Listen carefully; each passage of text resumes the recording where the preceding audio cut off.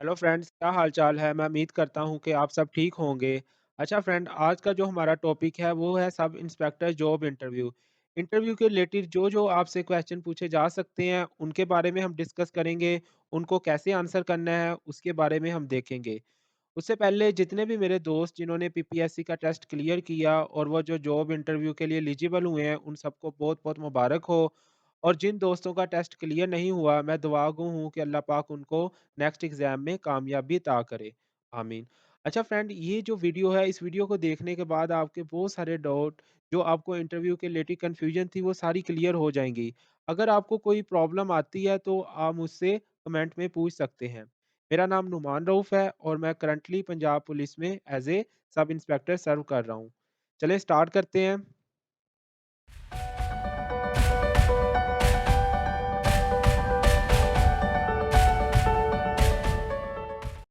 अच्छा, सबसे पहले अगर इंटरव्यू की बात की जाए तो इंटरव्यू को 4 कैटेगरीज़ में डिवाइड किया जाता है।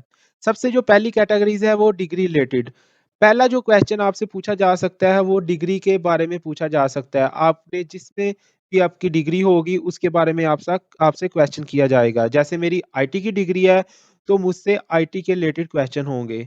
दूसरी जो कैटेगरीज़ है वो है डिपार्टमेंटल क्वेश्चन। इसमें जिस डिपार्टमेंट के लिए आप जा रहे हो, जैसे कि आप पुलिस के लिए इंटरव्यू दे रहे हो तो पुलिस का जो डिपार्टमेंट है उसके बारे में आपसे क्वेश्चन किए जाएँगे। जो तीसरी कैटेगरीज़ है उसमें जीके एंड करंट अफेयर, आपसे करंट इश्यूज़ के बारे में पूछ सकते हैं, जनरल नॉलेज के क्वेश्चन किए जा सकते हैं। उसके बाद जो फोर्थ एंड लास्ट है वो है पर्सनल क्वेश्चन। इसमें आपसे आपके पर्सनल इश्यू के बारे में पूछा जा सकता है, आपकी वीकनेस पूछी जा सकती है, आपकी अचीवमेंट पूछी जा सकती है, आपकी सिटी के बारे में, आपकी पर्सनल लाइफ के बारे में क्वेश्चन किए जा सकते हैं। तो बेसिकली ये 4 कैटेगरीज़ हैं जिनके बारे में जिनसे क्वेश्चन किए जा सकते हैं, ठीक है? हो सकता है इनमें से 3 कैटेगरीज़ से पूछे जाएँ या चारों कैटेगरीज़ में से आपसे क्वेश्चन किए जाएँ। इन चारों के चारों कैटेगरीज़ को हम डिटेल से देखेंगे, ठीक है? सबसे पहले हम देखते हैं इंट्रोडक्शन। पहला जो क्वेश्चन होता है जब आप इंटरव्यू के लिए जाते हो तो अक्सर पहला क्वेश्चन किया जाता है इंट्रोड्यूस योरसेल्फ, अपने आप को इंट्रोड्यूस करवाएँ, अपना इंट्रोडक्शन दें। तो उसको आपने कैसे करना है? सबसे पहले आप अपना नेम बताएँगे, उसके बाद अपना फादर नेम बताएँगे, फिर आप अपनी सिटी के बारे में जहाँ से आप बिलॉन्ग करते हैं वो बताएँगे, आप सिबलिंग बहन-भाइयों के बारे में बताएँगे, आप अपने फादर एंड मदर ऑक्यूपेशन, अच्छा, ये आप बताएँ या ना बताएँ इट्स अप टू यू। लेकिन अगर आपके फादर या मदर किसी ऐसी पोस्ट पे हैं जिसका बताना लाज़मी है तो आप ये ज़रूर बताएँ, ठीक है? उसके बाद एजुकेशन, आपने अपनी एजुकेशन के बारे में बताना है। फिर आपने एक्सपीरियंस, अगर आपका कोई एक्सपीरियंस है तो वो आप मेंशन करेंगे, हाँ, एक्सपीरियंस, या अगर आप कहीं जॉब कर रहे हैं तो आप अपनी जॉब के बारे में बताएँगे। और लास्ट में आप अपनी हॉबीज़ के बारे में बताएँगे, ठीक है? अगर मैं इसको इंट्रोडक्शन को मज़ीद बताऊँ, अगर फॉर एग्ज़ाम्पल मैं अपना इंट्रोडक्शन पेश करता हूँ, तो मैं कहता हूँ कि my name is Numan Rauf, my father name is Abdur Rauf, city name I belong to Faisalabad which is the third largest city of Pakistan after Karachi and Lahore. Then अगर मैं सिबलिंग के बारे में बताऊँगा, I have 2 brothers and 1 sister. फिर फादर एंड मदर ऑक्यूपेशन में my father is a government servant and my mother is a teacher. उसके बाद एजुकेशन के बारे में अगर बताऊँ, I did my graduation in software engineering from रिफा international university. Before that I did my intermediate from government post graduate college Samanabad, Faisalabad, and my early education is from new modern pilot high school, Faisalabad. उसके बाद experience, I have 2 years of teaching experience. यहाँ पे मैं बता सकता हूँ I work as a sub inspector, ठीक है? अपनी जॉब के बारे में भी बता सकता हूँ। उसके बाद लास्ट में मैं बताऊँगा hobbies. If I am talking about my hobby, playing cricket is my hobby, ठीक है? तो ये इंट्रोडक्शन है, इस तरह आप अपना इंट्रोडक्शन बताएँगे। उसके बाद जो मैंने 4 कैटेगरीज़ बताई थी, उनमें से पहली कैटेगरीज़ के बारे में डिस्कस करते हैं, डिग्री रिलेटेड क्वेश्चन। पहला जो मैंने बताया था basic question about your degree. जो भी आपकी जिसमें भी डिग्री है उसकी जो बेसिक चीज़ें हैं उसके बारे में आपसे पूछेंगे। जैसे मेरी आईटी की है, उससे पूछेंगे सॉफ्टवेयर इंजीनियरिंग क्या है, कंप्यूटर साइंस क्या है, आईटी क्या होती है, सॉफ्टवेयर डेवलपमेंट लाइफ साइकिल क्या है। तो बेसिक जितना भी मैंने पढ़ा होगा वो मुझसे पूछेंगे और ये आप अच्छे तरीके से इसको आप एक्सप्लेन कर सकते हैं क्योंकि 4 साल आपने उस पे वर्क किया होता है तो आप इसको अच्छे तरीके से बता सकते हैं। आपकी जो भी डिग्री होगी उसकी जो बेसिक चीज़ें हैं उनको आपने एक दफ़ा रिवाइज़ कर लेना है। उसके बाद मोस्ट कॉमन जो क्वेश्चन है वो पूछा जाता है how to relate your degree with your job. जो आपने डिग्री की है उसको अपनी जॉब के साथ कैसे रिलेट करते हैं? अगर आपने आईटी किया है तो आईटी का इस फील्ड में क्या फ़ायदा होगा? पुलिस डिपार्टमेंट को आईटी से क्या फ़ायदा होगा? तो आपने इंटरलिंक करनी होती है अपनी डिग्री को उस डिपार्टमेंट के साथ जहाँ पे आप जॉब के लिए जा रहे हो। बाद आपसे क्वेश्चन पूछा जाएगा अगर आपकी स्टडी में गैप आ रहा है। आपने इंटरमीडिएट लेट्स सपोज़ 2012 में किया, उसके बाद 5 साल का गैप है या 2 साल का गैप, उसके बाद आपने बैचलर किया है या बैचलर के बाद जब आपने मास्टर किया तब आपका गैप, तो उस गैप को आपने कवर करना है। उस गैप को कवर करने का बेहतरीन तरीका ये है कि आप वहाँ कोई ना कोई आप एक्सपीरियंस बता दें कि इस गैप में मैं ये काम करता रहा हूँ, ठीक है? या मैंने ये टेस्ट की प्रिपरेशन की है या मैं टीचिंग करता रहा हूँ।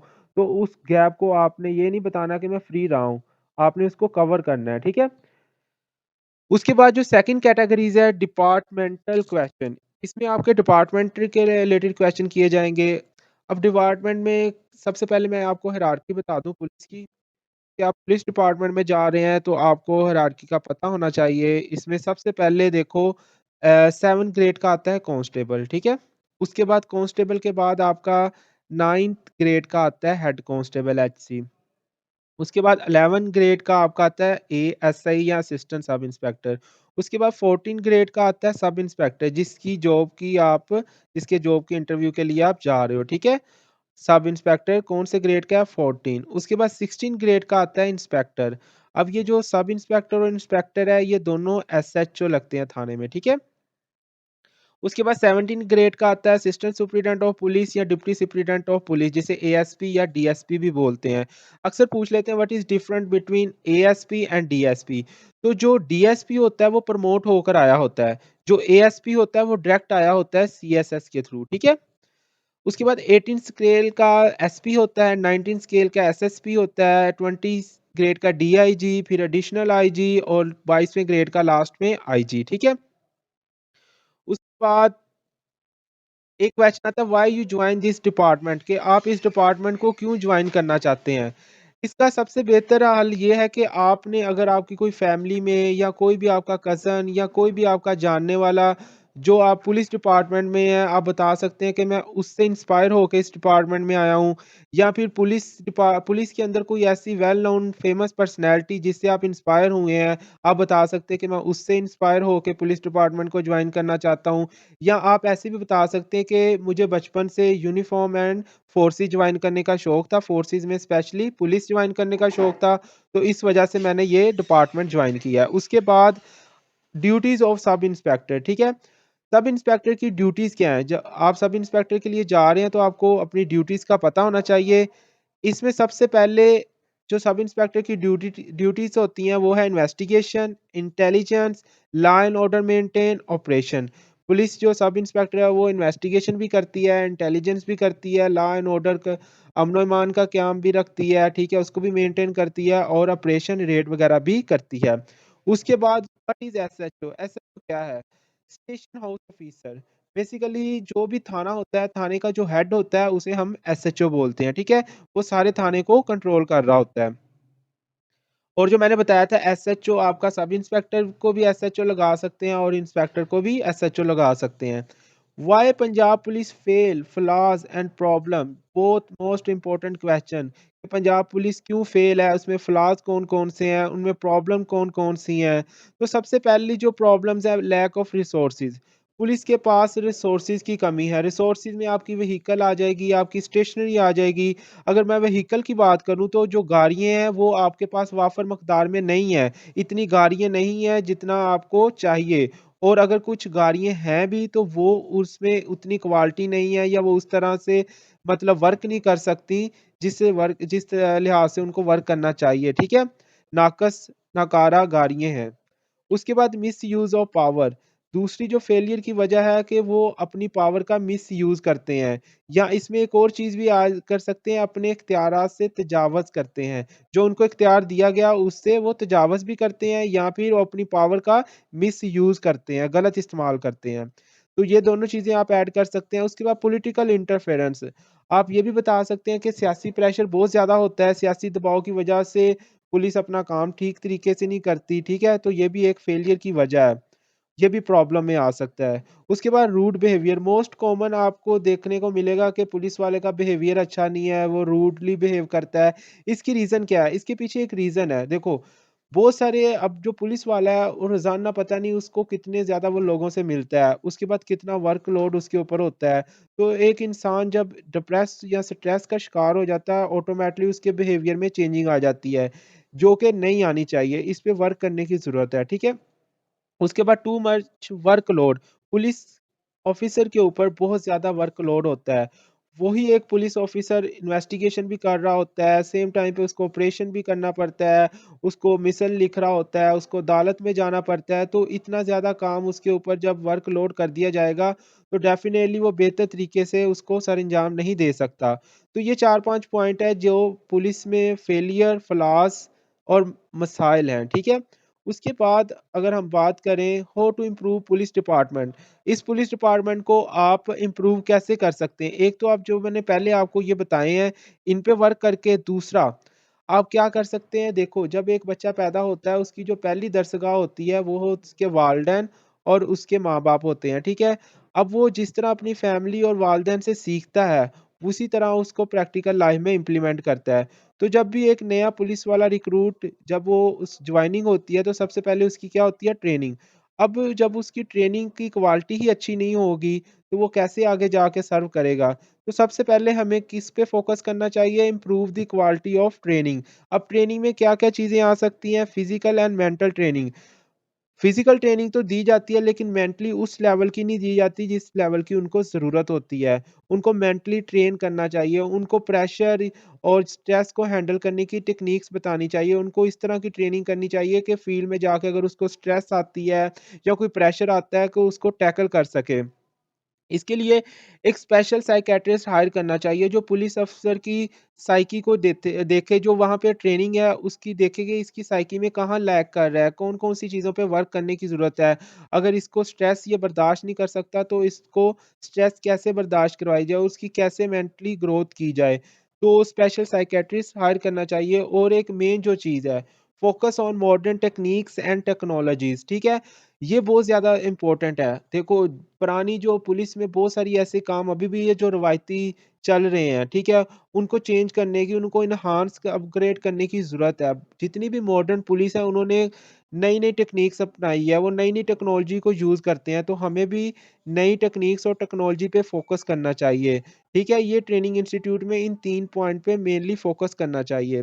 उसके बाद हम देखें चेक एंड बैलेंस, पुलिस वालों के ऊपर चेक एंड बैलेंस रखना चाहिए। जब एक डिपार्टमेंट के ऊपर चेक एंड बैलेंस होगा, डेफ़िनेटली वो काम सही तरीके से करेगा और अकाउंटेबिलिटी होनी चाहिए। अगर एक बंदा कोई गलत काम करता है, तो उसको उसकी सज़ा मिलनी चाहिए। जब उसको उसकी सज़ा प्रॉपर मिलेगी, डेफ़िनेटली नेक्स्ट वो काम नहीं करेगा।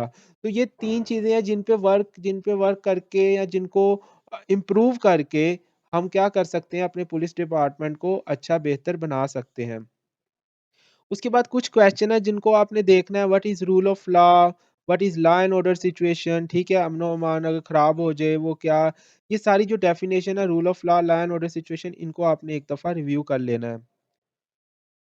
उसके बाद जो थर्ड कैटेगरी है वो है GK and current affair question. अब करंट अफेयर में आप क्या-क्या चीज़ें रेडी करेंगे, सबसे पहले ओआईसी, ओ ओआईसी में आप देखेंगे कि रिसेंटली ओआईसी का इजलास हुआ है, ओआईसी का हेडक्वार्टर कहाँ पे है, ओआईसी के कितने मेंबर हैं, ठीक है? ओआईसी के इजलास में मेहमान खुसूसी कौन था, ठीक है? ओआईसी बनी क्यों थी, ठीक है? ओआईसी का जो एक नेम चेंज किया गया था, वो पहले कौन-सा था, अब कौन-सा रखा गया है, ठीक है?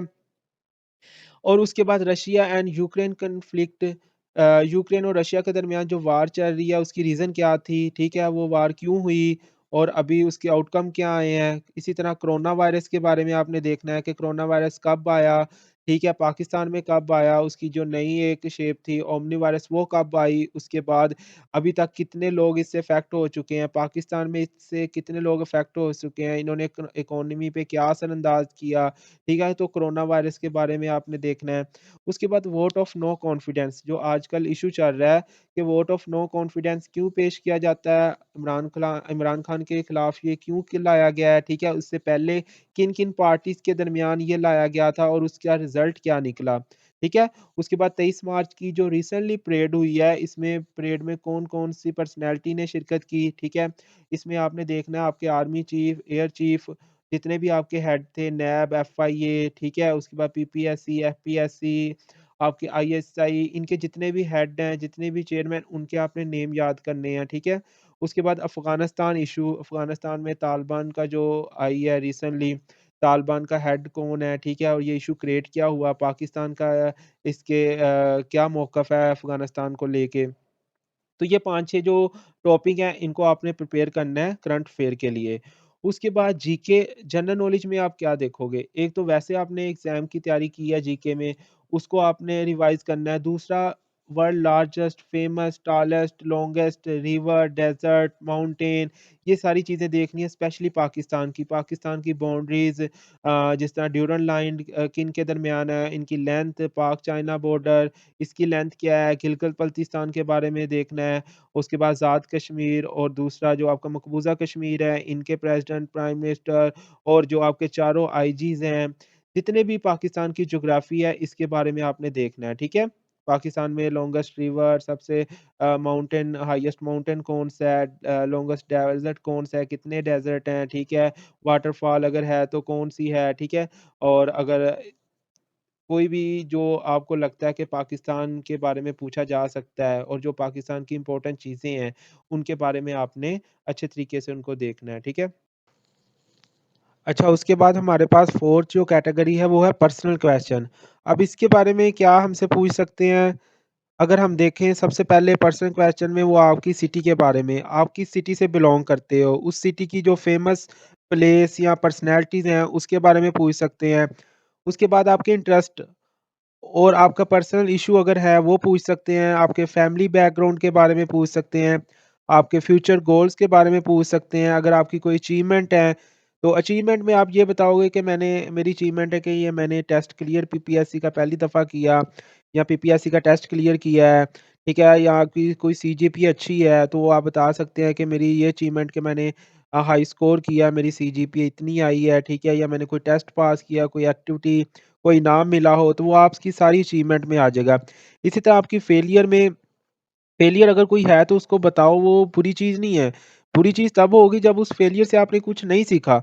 आप बताओ कि मैंने ये इस एग्ज़ाम में फेल हुआ, मैंने उसके बाद उससे चीज़ों से सीखा जो मेरी कमियाँ थी उसको मैंने ओवरकम किया, उसमें मैंने मेहनत की और दोबारा मैंने वो एग्ज़ाम क्लियर किया, ठीक है? तो आप फेलियर अपनी बता सकते हो। उसके बाद अपनी स्ट्रेंथ एंड वीकनेस, आपके अगर कोई स्ट्रेंथ एंड वीकनेस है तो वो आपने बतानी है। और आपने देखो आपकी जो स्ट्रेंथ होगी, आपने जिस डिपार्टमेंट में जा रहे हो उसी हिसाब से बतानी है।